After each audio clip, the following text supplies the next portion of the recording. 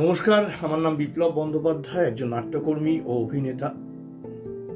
কলকাতায় শীতে নানা রকমের উৎসব হয়।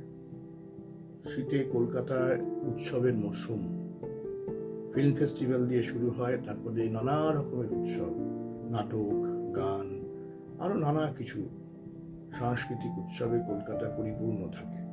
এরই মধ্যে আমাদের থিয়েটারের মানুষজনের কাছে খুবই উৎসাহব্যঞ্জক একটি খবর।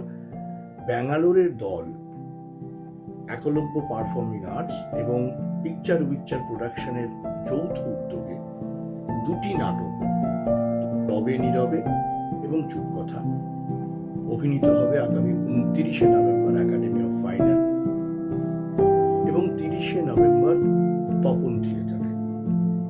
কলকাতা তথা পশ্চিমবঙ্গের বাইরে প্রবাসে যারা থাকেন, যে বাঙালি সমাজ, তারা তাদের শিকড়কে ভোলেন না এবং একই সঙ্গে সমস্ত ব্যস্ততার মধ্যে দিয়েও তাদের সাংস্কৃতিক চর্চা অব্যাহত রাখেন। এটা সত্যি একটা আনন্দের ব্যাপার, উর্নিশ জানানোর মতো ঘটনা। আমরা যারা থিয়েটারের মানুষ, যারা পশ্চিমবঙ্গে কলকাতায় থিয়েটার করি, তাদের অভিনন্দন জানাচ্ছি এবং এই দুদিনে যে কোনো একদিন আমি তো নিশ্চয়ই যাব তাদের কাজ দেখতে। আশা করি আপনারাও এই দুদিনের মধ্যে একদিন এদের পাশে এসে দাঁড়াবেন।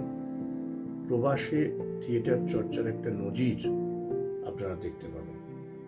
ভালো থাকবেন।